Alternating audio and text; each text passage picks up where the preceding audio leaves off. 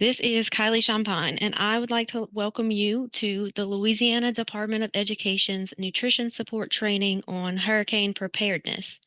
As we have all experienced over the past school years, many unforeseen situations occur in a school food service operation that may compromise the food safety and ability of the child nutrition program to provide safe meals. Documenting based on these emergency procedures currently in place is a critical first step in developing a hurricane preparedness plan.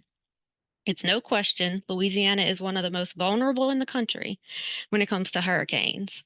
Hurricane Preparedness Week is coming up, the week of May 5th through 11th, 2024, and the official start of hurricane season is June 1st. As stakeholders in supporting community nutrition outreach, let us get it started now to prepare before a hurricane or weather disaster strikes. The effect on food service operations and how to prepare for providing emergency meal services during those threats will be the focus as we work through this presentation. Major threats are typical flooding and wind damage. Making advanced preparations is recommended as crucial supplies can become scarce during a severe weather event. It's essential to update emergency planning documents and train staff annually for power outages, water outages, or boil notices, floodwaters, and flood safety or HACCP plans specific to a hurricane disaster. Two great resources for staying up to date with weather situations are the National Oceanic and Atmospheric Administration and the National Weather Service.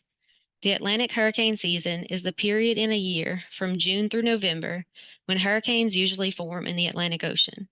On a worldwide scale, May is the least active month, while late August through September are the most active. Arm yourselves now with knowledge of hurricane status definitions and ways to stay alert during hurricane season. There is a difference in terms used to describe tropical storm and hurricane severity. Watch versus warning. A watch is a tropical storm or hurricane conditions are possible within the specified area, typically within 48 hours advance notice. A warning would be a tropical storm or hurricane conditions are expected within your area within 36 hours. At this point, all preparations should be complete and you should evacuate immediately if ordered to do so.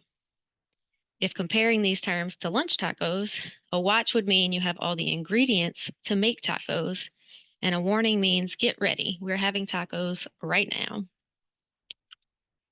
Remember when making plans for a hurricane that the category of a hurricane will make a difference in the duration of the hurricane and or emergency situation you may be faced with. Hurricanes are categorized by the National Weather Service based on their intensity by using a scale of 1 to 5. The scale categorizes storms according to their sustained winds, the storm surges produced, and the damage expected as a result. For the purposes of this training, we'll focus primarily on presidentially declared disasters. When the state of Louisiana determines a need for federal disaster assistance, the governor requests assistance from the president. Based on FEMA's evaluation and recommendation, a formal presidential major disaster or emergency declaration is then made. This is when waivers will be requested by the state agency. As an SFA, you should plan to contact the state agency to request assistance with planning for disaster meal services as soon as a hurricane threat to your district approaches to receive guidance. Note that procedures begin when a situation of distress is determined by public officials. An emergency declaration addresses impending emergencies or disasters. It is issued when federal assistance is needed to supplement local and state efforts and capabilities to save lives and protect property and public and health and safety, or to lessen or avert the threat of a catastrophe. A major disaster declaration is declared by the president when a major disaster has been assessed that overwhelms the combined capabilities of state and local government resources. Note that the process involved in a presidential declaration of a disaster requires time and multiple stages of assessment. Only after a major disaster declaration is declared by the president will USDA be able to consider waivers for approval for child nutrition programs. This is why waivers are often published well after a hurricane devastates an area and is also why communicating emergency situations with a state agency is necessary to receive programmatic guidance in the early stages when disaster strikes.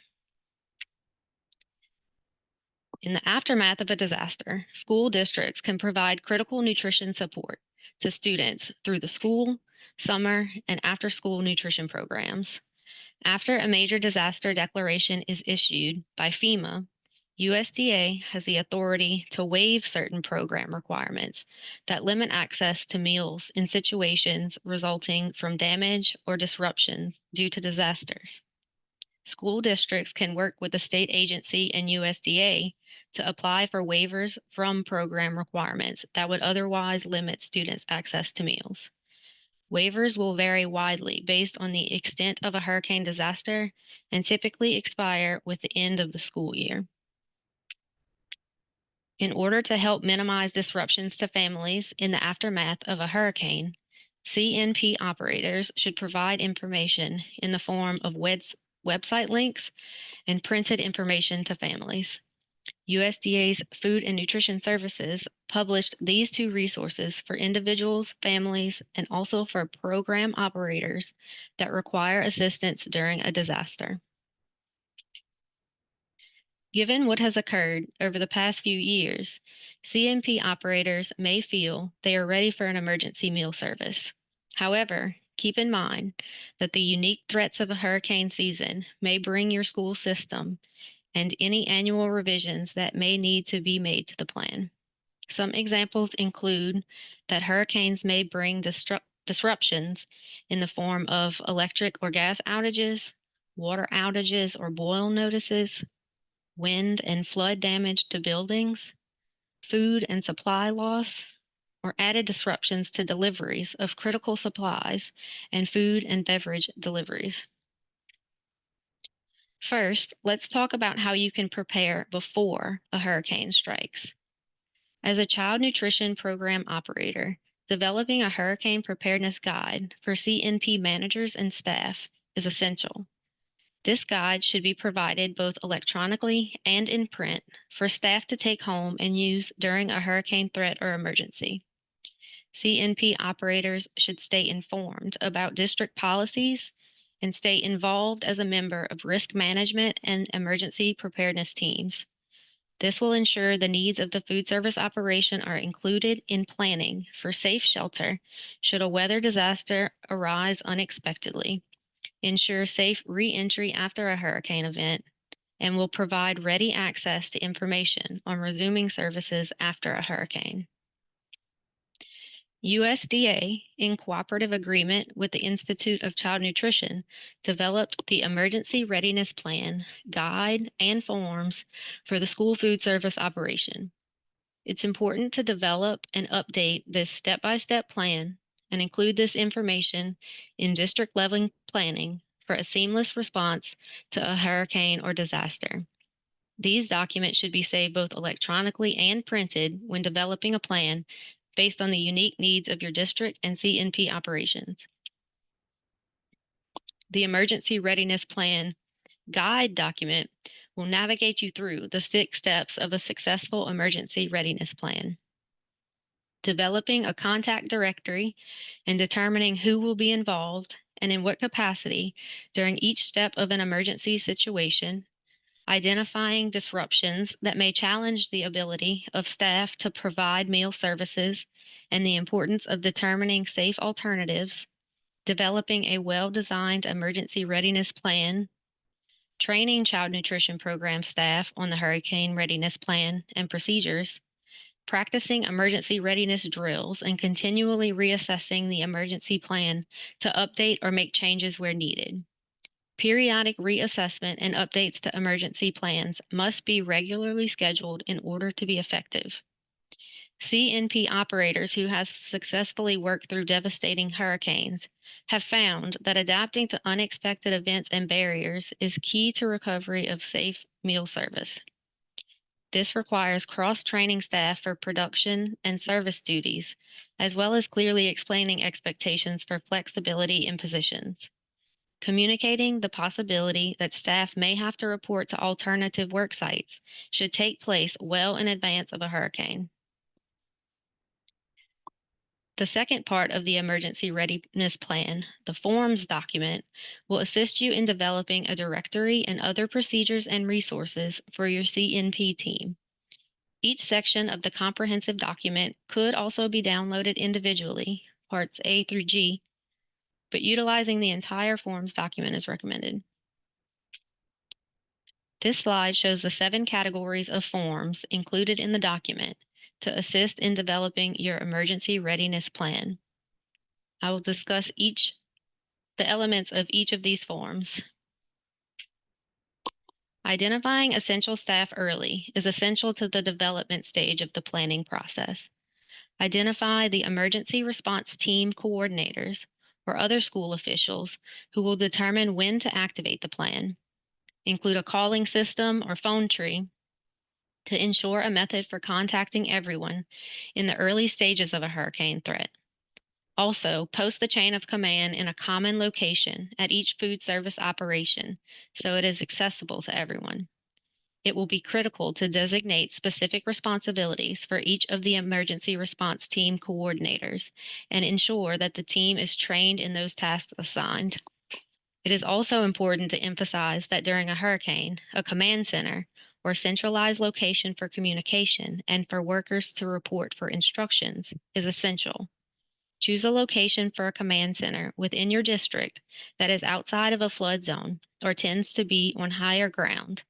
Ideally has a generator for backup available for electricity and has a sound structure. Electricity, computers, and regular telephone services will likely be unavailable throughout the district. Therefore, alternative methods of communication should be planned, including battery-powered two-way radios, pagers, and backup chargers available for cell phones. It is also important to prepare staff for rotation of duties and to emphasize flexibility in assignments and the need to report to alternative work sites based on hurricane damage to buildings or for sites that are centralized for high volume services. Remember to verify and update information in these forms prior to hurricane season and periodically thereafter. Also, communicate with workers to ensure that you understand who may need to evacuate immediately upon hurricane threat due to family or other circumstances, and who will be more likely to be available to work when disaster strikes. If your food service operation does not have access to pagers and two-way radios, now is the time to organize assignment of district resources or purchase this necessary communication equipment. It is critical to identify the individuals who are responsible for and assigned pagers and radio communications and to have the list posted in a common location. Next is a delegation of task lists. This list outlines routine tasks and assignments in the food service operation and can be useful during a time of food service disruption to allow reassignment of tasks to other trained individuals if usual staff is unavailable in the aftermath of a hurricane. To ensure security and access during an emergency, identify the individuals who will have keys in certain food service facilities. This list also must be readily accessible in print or posted in a common location. Including LEA level risk management and emergency preparedness team plans and policies is essential for a unified response to meet the needs of the CNP operations during a hurricane or related disaster. Identify school district contacts who will assist the food service operation in case of emergency. Next, you will identify local and state contacts, including local public health and state agency emergency contacts who will assist in the program challenges that may arise, and to identify those who will assist in food service operations in an emergency. For assistance in developing a hurricane plan for your district's child nutrition program, contact the Parish Office of Homeland Security and Emergency Preparedness. You should also contact the state agency for assistance with programmatic questions and procedures related to hurricane or disaster planning. Online links to these agencies and public health officials are included in the slide. Utility companies and community relief organizations should be contacted during the planning stage to determine access to resources if essential food service operations are disrupted. Message carriers may be required for timely communications for food service operations when computers, telephones, and other modes of communication are inoperable. Message carriers can deliver essential information to a command center or central location and assist with providing two-way radios or pagers to assigned individuals. A list of local companies or individuals that may be able to assist in transporting food and supplies for the food service organization or warehousing refrigerated or frozen foods should be listed with readily accessible contact information on hand. Discussing and arranging emergency operations for this type of assistance in advance is necessary to ensure that CDL licensed drivers are available to drive trucks and available workers are trained in transporting foods when safely needed. As a key component of the forms guide, identify local community sources that are available to replenish necessary foods in an emergency. It is important at this stage to identify your vendor's policies on deliveries prior to and during emergency situations and to determine the actions of staff will take to ensure emergency supplies and foods are available. There are various forms to document standard operating procedures as a plan for the safe provision of meal services when electricity, gas, or water service is disrupted. Safety guides addressing these outages will be provided later. A par level inventory should be developed based on hurricane menus planned for staff fulfilled and the supplies that are necessary to provide meals that may be served by alternative methods. It is critical in the planning stage to develop a 3-day menu that meets component requirements and that includes shelf-stable items that may be served if the electricity is out and/or gas or water disruption allows for minimal cooking capabilities. Remember to include serving sizes based on the yield of these items to ensure meals are planned as reimbursable.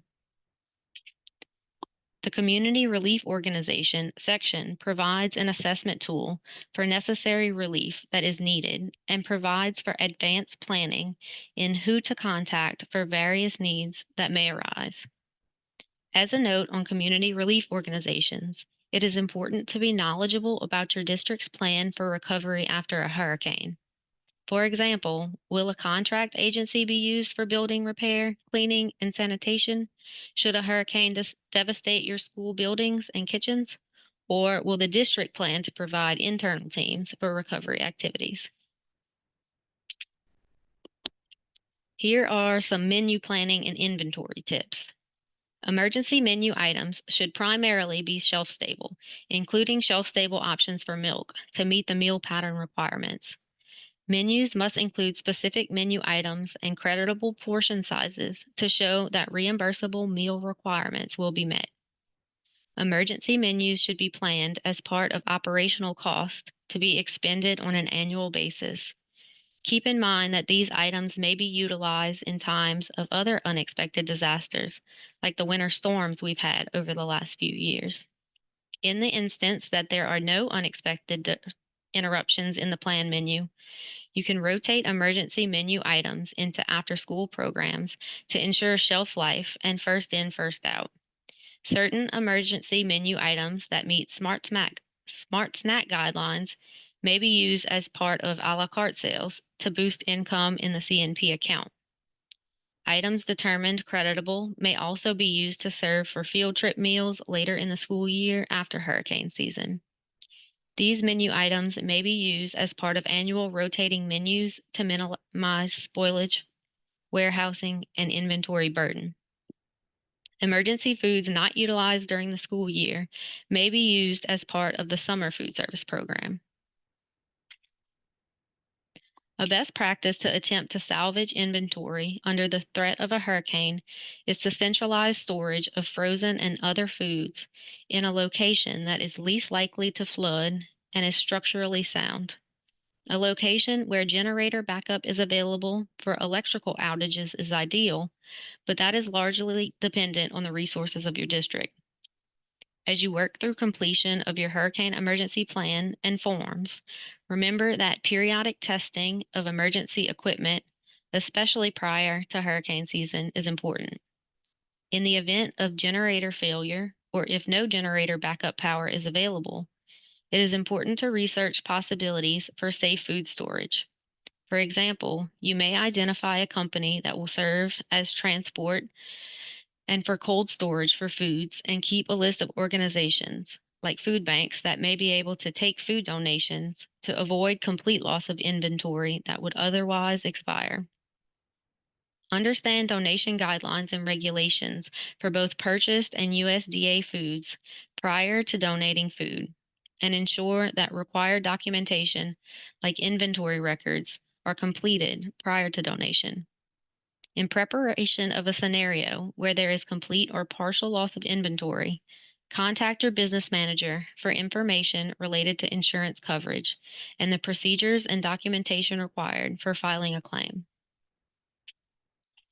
In order to ensure that meals served during an emergency may be claimed for reimbursement, there are steps that should be followed. In certain instances, you may have to decide to serve a safe, nutritious meal that best meets component requirements, and then contact the state agency as soon as the immediacy of the emergency at hand is past.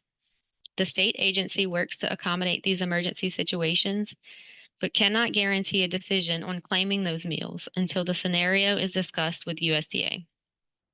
A to-do list for state agency approval includes keeping a list of state agency contacts and making initial contact as soon as a serious event is identified, determining programs available for emergency meal services, requesting waivers or flexibilities or approval of a meal service plan based on the current assessment of the emergency. Be prepared to provide the state agency with a menu plan. Have an accurate point of service plan prepared based on the possibility of no access to computerized POS systems and or delivery issues. Clarify with the state agency staff what notes must be included in the CNP online application. Ensure staff training is completed prior to initiating meal services, especially in terms of staff safety, food safety, sanitation, and accountability measures for documenting emergency meal service. Managers at each site will be essential in executing the duties necessary to secure the plan you prepared for a hurricane. Explain where and when to report to work, and if delays should be expected in serving students. Louisiana 511 is a valuable resource to provide to staff with continual updates about weather-related road closures and live video feeds from traffic cameras. Encourage staff to check on a safe route before leaving their homes. Request updated contact information or create a phone tree to enhance notifications regarding a hurricane threat. Cell phone numbers, home numbers, and any other means of contact should be obtained for all CNP staff. CNP directors and managers should provide their contact information to principals. Distribute hard copies of essential phone numbers, menus, including the current month menus as well as emergency menus. Ensure each manager prints a current inventory list of food and supplies to take home and keep a second copy secured at the central office. Print student rosters and secure a copy in a high file drawer at the central office and each school site. Establish contact with vendors regarding emergency supplies or foods needed for the emergency and discuss emergency distribution plans. Place food, supply, and milk orders before leaving the school. Ensure supplies are ordered for delivery as though no items are on hand and to cover a certain period of time, for example, 10 days or more. The next part of the checklist for CNP managers is a facility to-do list. The facility portion includes any loose items outside the building should be secured or stored indoors. Close and lock all windows and doors. Store all items off the floor in case of flood. Freeze any refrigerated items as appropriate. Discard leftovers and other items that will expire within a few days. For refrigerators and freezers, leave space around the vents and fans. Do not store anything on top of the reach-in refrigerator or freezer units. Move all frozen foods to a central or walk-in freezer. Shut doors well before leaving for the day. Move all milk out of milk boxes and clean the boxes well. Keep boxes plugged in with the doors closed shut.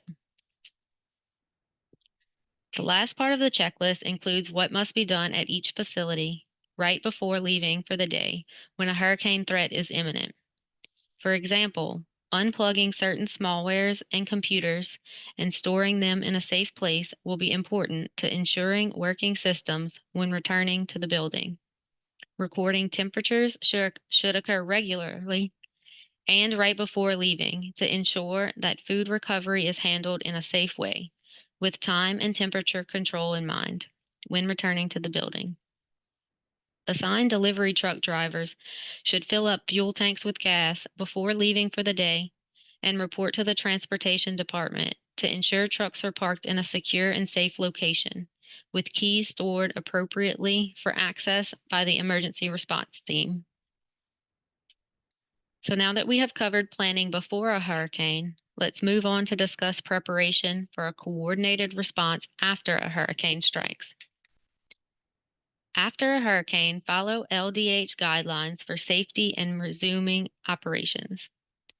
When planning to return after a hurricane, contact the local health department for approval to reopen and operate if a sufficient quantity of potable water is not available, electrical power has been lost for 4 or more hours, flood waters have entered the food service operation, if the sewer system is not functioning properly, if a fire has occurred, or when water pressure has been lost to or a boil notice is in effect. When discussing important considerations for hurricane preparedness with LDH, the availability of potable water before attempting to open food service operations or prepare foods was emphasized. When completing the emergency readiness plan, be sure to pre-plan utility contacts and plan in advance with vendors to secure water tanks and bottled water to ensure there is sufficient potable water for cooking and water consumption. A general guide for planning the amount of water needed to resume services is that 1 gallon of potable water per individual per day, plus what is needed for cooking, should be available. Be certain to follow LDH and/or utility instructions on boil advisories by boiling water using instructions provided by LDH prior to use in cooking. LDH also has several documents available for information for safe return and operations after a disaster. Print and reference these guides to ensure safe operations after an emergency. Food safety during a powder outage is a main concern whether the electricity goes out for hours or for days. Best practices for hurricane threats include consolidating frozen and/or refrigerated foods at a central location with a generator backup. Foodsafety.gov provides charts on refrigerated food and power outages, and a link is provided on this slide. As the USDA states in the link, keep your food safe during emergencies. Refrigerators will keep food safe for up to 4 hours during a power outage. Keep the door closed as much as possible. Discard refrigerated perishable foods such as meat, poultry, fish, eggs, and leftovers after 4 hours without power. If the door remains closed, a freezer will hold a safe temperature for approximately 48 hours if it's full, or 24 hours if it's half full. Remember to never taste food to determine its safety. Use the refrigerated and frozen foods guide as a reference, and when in doubt, throw it out. Floodwaters can damage many foods in a school nutrition operation, but some foods may be salvaged. School nutrition employees need to know what foods can be safely salvaged and how to salvage those foods. Using proper salvaging methods will save money while maintaining the safety of the food available to serve. CNP operators and managers must check all food for exposure to floodwaters, discarding food that may have been damaged, and cleaning and sanitizing packages of food that can be salvaged. If a school is required to close its kitchen due to a flood, it should not reopen until it has been authorized to do so by the local or state regulatory authority. Refer to the Institute of Child Nutrition's guide, Salvaging Food After a Flood, to ensure safe recovery of food. And remember, when in doubt, throw it out. During weather events that disrupt electricity or deliveries, milk is the first menu component that is of concern. In terms of regular operations, two types of fluid milk must be offered, one being unflavored milk. Fat content must be fat-free or low-fat. Flavored milk must be fat-free, while unflavored milk may be fat-free or 1%. Pasteurized fluid milk with levels of vitamins A and D specified are required. In the instance of an emergency where conditions temporarily prevent a school that normally has a supply of fluid milk from obtaining a delivery, the state agency may allow the school to serve meals during the emergency period with an alternate form of fluid milk or without fluid milk. Approval by the state agency occurs on a case-by-case basis, and the SFA must submit adequate justification in order for the meals to be served to be considered reimbursable. It is recommended that the SFAs purchase a certain amount of shelf-stable fluid milk or dry milk in order to meet short-term needs consisting of a 3-day supply. This regulation should only be used in a short-term emergency with efforts in place to resume regular milk delivery and services as soon as possible. Typically, a waiver submission and justification of delivery failures with documentation provided by the vendor is required for approval. A nutrition support memo will be issued if the Office of the Governor issues a proclamation to allow emergency procurement of goods and services as a result of a hurricane or other weather emergency. You should stay aware of expiration and/or extension dates and note that documentation of emergency procurement procedures is required. Procurement by non-competitive proposals under 2 CFR 200.320 are allowed when the emergency does not permit a delay resulting from competitive solicitation. In terms of allowable costs under an emergency proclamation, costs applied under an emergency proclamation must fall within the regulations outlined in 2 CFR 200.403, factors affecting allowability of costs, including but not limited to those that are necessary, reasonable, and allocable, and adequately documented for audit purposes. Under 2 CFR 200, Emergency Procurement Regulations, if it is necessary to make an emergency procurement to continue service, the purchase shall be made and a log shall be maintained.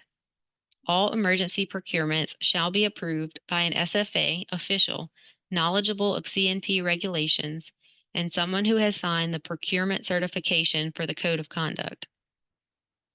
Emergency procurement procedures that must be documented include the item name, dollar amount, vendor or contractor, and the reason for the emergency. Regulations and resources to guide you through meal programs during a disaster are included on this page, including meal service during unanticipated school closures, disaster response, providing CNP benefits to disaster survivor evacuees, the eligibility manual, and USDA's FNS Disaster Assistance webpage. The information provided on this slide covers frequent issues reported by SFAs during previous hurricanes. I won't read the list, but it's provided as a resource for your review to ensure you're prepared for these interruptions. USDA foods for disaster response will be discussed as a final topic for this presentation. Program resources, regulations, and procedures must be considered when handling and requesting USDA foods assistance during a disaster such as a hurricane. USDA provides tiered access to funding based on the level of disaster. USDA foods may be issued to provide relief when resources are sufficient during a situation of distress, presidential emergency declaration, or a presidential declared major disaster. There are different disaster types and allowances for USDA foods depending on the type. In all instances, sponsors must notify the food distribution program of the type of situation and foods needed, and the distributing agency will stay in contact with USDA as necessary. The USDA Foods Disaster Manual is linked on this slide as a reference for planning. Please print this guide and add it to your emergency preparedness plan. The state distribution agency's role in a hurricane or disaster is to communicate with SFAs when foods may be used for congregate feeding and to allow SFAs to utilize USDA foods in these situations of distress. Additionally, the SDA provides FNS with source documents from SFAs of inventory used during the emergency. In a presidentially declared disaster or emergency, USDA foods can be used for congregate feeding and are guaranteed to be replaced and do not need further USDA headquarters approval. The state distributing agency has the authority to release USDA foods for congregate feeding sites upon SFA's request. As introduced earlier, a situation of distress is described as a natural catastrophic event or other situation that has not been declared a disaster, but in the judgment of the state distributing agency, or FNS, warrants the use of USDA foods. Examples could be a hurricane, fire, flood, or snowstorm. In a situation of distress, there is no presidential declaration required. The distributing agency works to replace USDA foods through food nutrition services to the extent funds are available. The state distributing agency can release USDA foods for congregate feeding sites only if there is a natural event and it's limited to 30 days. If the event is not deemed a natural event, the state distributing agency must obtain FNS approval before releasing USDA foods. The following documentation must be completed and maintained by the SFA: the material code and description of USDA foods used, the quantity of USDA foods, the number of individuals served at a congregate feeding site, the date USDA foods were used to a congregate feeding site, the name of the organization receiving the inventory, and attachment 10 of the Louisiana NSLP handbook should be used as a template for documentation purposes. Two forms that may be required for USDA foods reporting during a hurricane event are attachment 9 and 10 of the LDAF NSLP handbook. On the left-hand side is attachment 9, used for documenting redonation of USDA foods. This form should be completed at the time of redonation of a commodity item to other eligible recipient agencies. Prior approval for a redonation must be given by the Food Distribution Field Supervisor or Food Distribution Division, as some categories of recipient agencies are not eligible for certain commodity items. The inventory of the recipient agency must also be considered. Copies of the redonation statement should be retained by both the donating and receiving agencies, and the original should be sent to the Louisiana Department of Agriculture and Forestry's Food Distribution Division. The disaster feeding reporting form on the right, this is attachment 10 that was referenced on the last slide, and is used to document emergency feeding. This form must be returned to the state distribution agency's office within 72 hours of the emergency feeding with applicable attachments. The Louisiana State Distribution Agency contact information for emergency situations is provided on this slide. Please note that the main contacts are listed first, and they are the ones at the LDAF Emergency Operations Center the entire time. But prior to a hurricane, if possible, the SFAs should reach out to their program manager. Please utilize the contact list here for questions regarding USDA foods during a hurricane or other emergencies. Thank you so much for your time and attention today for this very important topic of hurricane preparedness trainings. You can always contact nutrition support if you have any questions at 225 342 9661 or by emailing childnutritionprograms@la.gov. We'll stay on a couple minutes longer if anyone has any questions right now. If you're not able to unmute, you can type it in the chat.